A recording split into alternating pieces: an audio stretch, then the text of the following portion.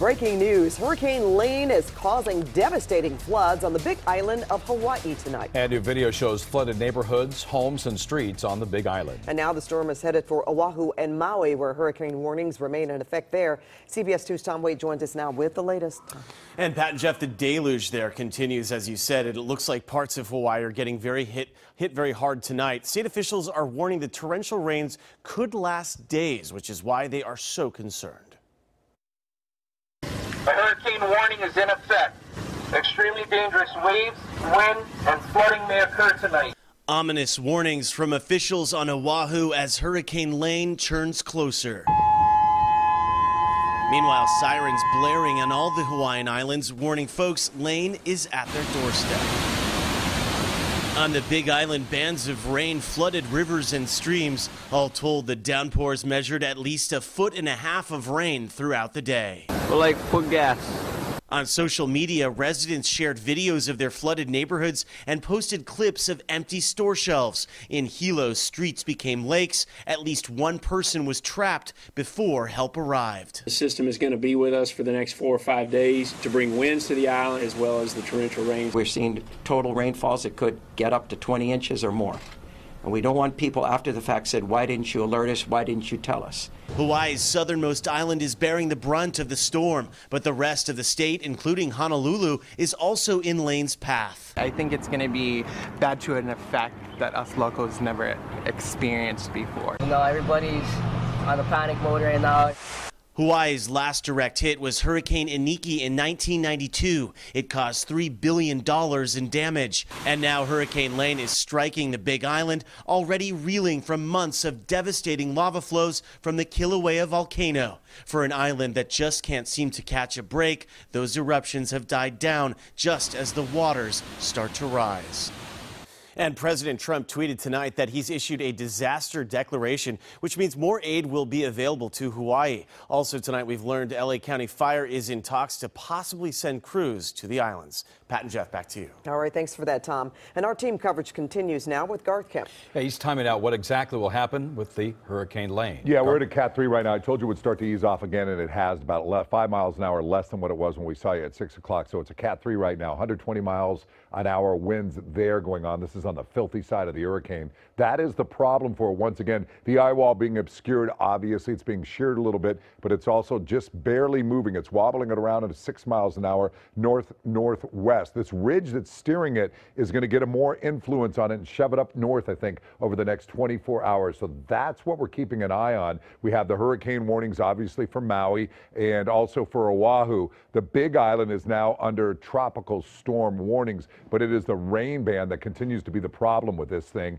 and that's the issue. Just 5 miles south of Hilo, they have picked up 21.86 inches of rain. That continues to increase. The path still expected to take a turn to the west. There you can see it as it comes down to a Cat 1. That'll be over the next probably day and a half or so. It should be steered to the west, but remember, this is the worst part of the hurricane, the northeast quadrant. Heavy rain continues to fall into these areas. I just talked to a friend of mine on Kauai. They're starting to pick up a little wind there. They have tropical storm warnings up and hurricane watches that'll be going into effect that area, but still another 30 inches of rain is a possibility, especially as this starts to upslope and make its way up towards the island, up towards Honolulu as well. We'll have more on that, plus our forecast coming up in a little bit. Back to you guys. All right, thanks, Garth. New revelations about a banning school dean accused of preying on children. The San Bernardino County Sheriff's Department says Charles Mayer, who worked at Nicollet Middle School, tried to meet a 14-year-old boy for sex last Friday. The LA Archdiocese now says Mayer is on inactive leave as a Roman Catholic church. He worked at Our Lady of Lourdes Church in Northridge from 1996 until 2000. The Archdiocese says he's, quote, not in ministry and living privately due to a failure to adhere to archdiocesan policies concerning interaction with youth and young adults. But they say he was not accused of sexual misconduct. Now, they're asking anyone who has concerns about his conduct to contact the San Bernardino Sheriff's Department. President Trump says America will suffer financially if he is impeached. Well, there are major legal developments tonight involving the president and his inner circle. CBS 2 political reporter Dave Ryan is here now with more on the president's words of warning.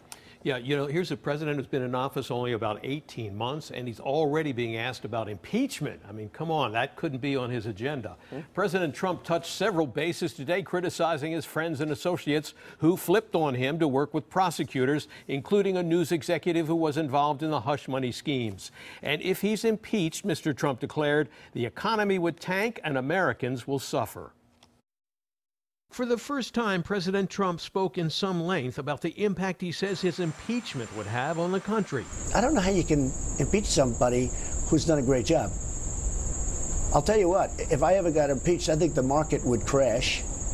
I think everybody would be very poor. The president's personal attorney, Rudy Giuliani, agreed with his client that impeachment would have dire consequences. You'd only impeach him for political reasons, and the American people would revolt against that. All this as another close friend and associate of President Trump, National Enquirer boss David Pecker, is reportedly working with federal prosecutors in their Michael Cohen investigation and is getting immunity for telling what he knows. Pecker's immunity deal came just hours after Trump complained to Fox News about his friends and associates flipping to cooperate with prosecutors.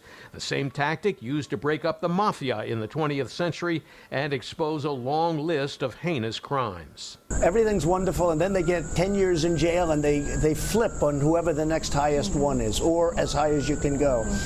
It almost ought to be outlawed. President Trump also took aim Thursday at a familiar target, Attorney General Jeff Sessions. I have recused myself. I put an Attorney General that never took control of the Justice Department, Jeff Sessions. Never took control of the Justice Department. This time Sessions fired back, writing, "I took control of the Department of Justice the day I was sworn in. While I am Attorney General, the actions of the Department of Justice will not be improperly influenced by political considerations." Now, also tonight, news that the president's personal lawyers warned him against considering clemency for former aides under investigation by the special counsel until the probe is over. That information came from Trump's attorney, Rudy Giuliani, who we just saw in that report. Giuliani said Mr. Trump agreed with that advice. Pat, back to you. All right, thanks for that, Dave. Now, a deadly police shooting at a Santa Ana car wash is under investigation tonight. Police had been looking for a car and suspects connected to a deadly carjacking in Santa Ana last week. They say they found the suspect's car at the Santa Ana Express car wash this afternoon. And when they approached, one man ran away. That's when officers opened fire. One man was killed, another was arrested. An Arkansas woman is accused of posing as a Ventura County deputy to spring her boyfriend from jail. Maxine Feldstein and Nicholas Lowe are now in custody. Feldstein allegedly called the jail in July, saying that she was a Ventura County deputy. After being told the jail never received fax documents about Lowe's release, well, then she emailed an authentic-looking form, and Lowe was set free.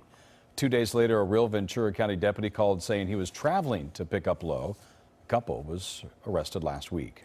The long-delayed Hollywood Target store is finally green-lighted to restart construction, but it took an appeals court judge to make that happen. CBS 2's Peter Dowd is live at the site of the so-called Target Husk tonight. Peter. Hey, Pat, Target has been trying for years to put a store here on the corner of Western and Sunset, but a legal challenge put the whole thing on hold. And now construction may finally start back up again, thanks to a new court ruling. In a town built on fame, this giant half-finished store has become Hollywood's most famous eyesore. It's been like this for several years, earning the nickname the Target Husk. Jess Hager lives nearby and knows all too well the Target saga that began back in 2014. That's when a neighborhood association sued the city for building a 74-foot tall Target on a site where heights were supposed to be capped at 35 feet. A judge agreed, forcing construction to a halt. 2 years later, the city council decided to alter height limits in the area to make the building permissible. But the neighborhood association sued again, successfully, after an LA County Superior Court ruled the city did not fully study the new zoning laws. So the project continued to sit unfinished at the corner of Sunset and Western.